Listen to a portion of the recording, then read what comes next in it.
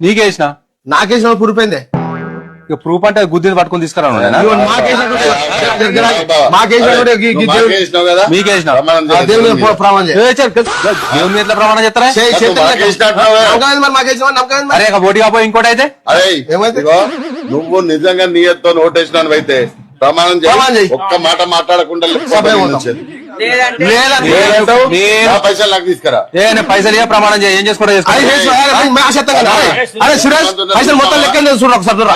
మొత్తం ఎంత జరావురి జరావురి ఈయన ఇంటికి 1 కిలో మటన్, కిలో చికెన్, 7 కోటర్లు, మొత్తం ఇంట్లో 5 మంది ఉన్నారు. 7,500 ఇచ్చాం.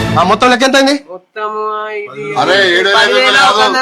3,000 లాగా ఇచ్చిన ఇంక మళ్ళా నువ్వు అది కాకనా ఎలక్షన్ అంటే 2 వేయలేదు నీకు. మొత్తం 9,500 అది మొత్తం ఇచ్చేయమ్మా అంతే.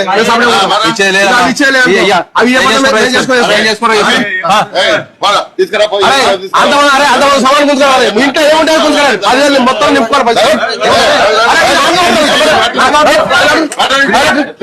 అరే మొత్తం కూర్చోవాలి. సామాన్ ఏమున్నాయి మొత్తం తీసుకురావాలి. మనకి ఎక్కడి నుంచి పైసలు తినాలి మొత్తం.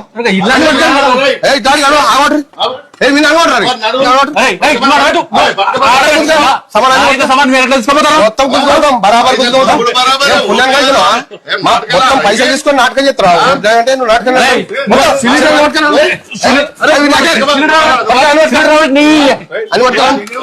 కూర్చో.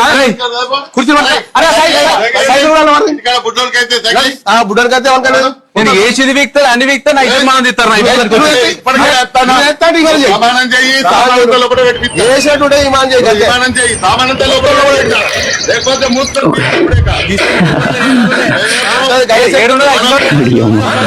అది గిట్ట ఉండదు. ఎవరి కోటెత్తా అనుకుంటే వాడి దగ్గర తీసుకో. కనబడ్డం దగ్గర దల్లా పైసలు తప్పి ఇటుకడ వండేది నడవచ్చు. విమానం వచ్చినా మీద